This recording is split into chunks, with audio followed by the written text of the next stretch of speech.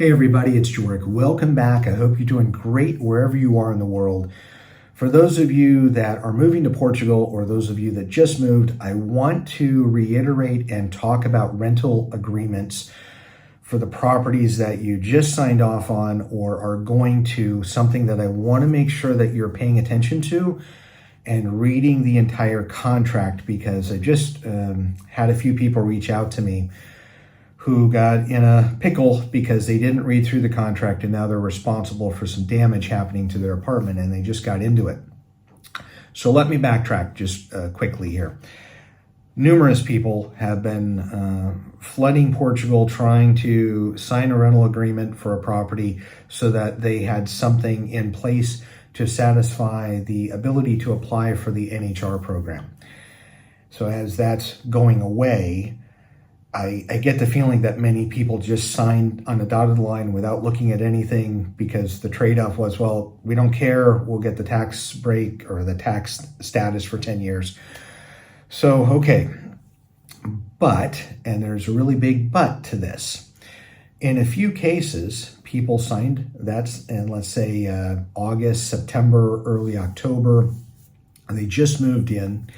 And in 3 cases, people have reached out, and they're not clients, but they found me through some way, and they wanted to ask opinions or see if I could give them some recommendations. Because one, the washer stopped working in one apartment for a couple, and they were responsible for the repair, and they didn't feel like they should be. In another case, hot water tank busted, and the hot water tank was located in the kitchen. Many of them are, and it just has caused a lot of damage to the cabinetry as well as to flooring, and they're already $4,000 into paying for things and they feel like they shouldn't, but based upon what they signed, they're on the hook. And then in the other situation, I want to say it's a microwave, something went out where they needed a repair person. Not a big deal, but it's something that they were responsible for. And as I wanted to show you a recent contract that I looked at, please take a look at it here. 99% of the contracts in Portugal are boilerplate, meaning it's just a template that somebody got off the internet. It says, landlord A, tenant B, here's who's responsible for what, please sign below. I've seen handwritten contracts. I've seen a lot of different things here, but there's a couple of things that I think are worth going and pursuing. First, yes, read the contract, of course. Get an attorney or solicitor to look at it and review for you. Get it translated in your language if possible. Most everyone is amenable to be able to do that. Also with Google Translate, you can translate pretty fairly from Portuguese to your native language to be able to understand. But this particular clause in there, and at some point there is a clause that says who's responsible for what.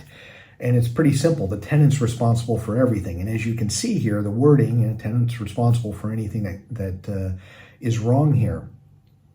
And if you sign that, then you just signed off on saying that you're responsible for anything that goes wrong, regardless of whose fault it is. So in the cases that I mentioned with the hot water tank, and I believe it's the microwave and the washer, those are things that are just, they're not caused by the tenant. They're just caused by overall use. It's not necessarily anyone's fault, but the property owner owns those pieces of equipment and they should be responsible for that. So you want to make sure that the things that you are responsible for, no one's saying that if I go and damage something that I should not be responsible for that. Of course you should be responsible for paying for that damage and repair. And that may turn into you're not getting a security deposit back, things of that nature. But for things that are out of your control, let's call them acts of nature, sometimes they're called acts of God. So there's heavy flooding, rain that causes flooding, and you're in a bottom or a ground floor apartment and there's damage. That's not something I don't believe that you should be responsible for, and I don't believe you think that you should be responsible for. Or if you're on the top floor and a roof leaks and it's causing some damage, those repairs to either the walls, the roof, whatever, should be paid for by the responsible party, which in my estimation should be the property owner, because the property owner owns that apartment. owns the appliances within the apartment, the hot water tank, things of that nature. So where I'm going with this is, please make sure, as you're in a frenzy to sign off on something, or you want to try to get something so someone else doesn't get that property, make sure that you're reading through the contract. Now, that doesn't mean that if you sign your agreement for, let's say, 1, 2, 3 years, many of the agreements have a 36-month rental agreement, of which you can get out of after 12 months if you want to. But almost all of them have this caveat, this clause that says you're on the hook, and you may go all that time with no issues and no problems, and more power to you. But I don't think you want to take that chance in case something does happen. And I keep getting, every quarter, every 90 days, there are 2 or 3 people that reach out because they want help with their contract, or trying to do something when it comes to renegotiating for the next contract, or renewing, or moving someplace else.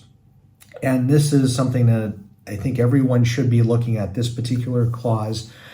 And it may be in the start of the contract. This one was, I believe, clause 6, so it's in the middle of it. But again, it's not malicious on the landowner or property owner. It's just they're using a template.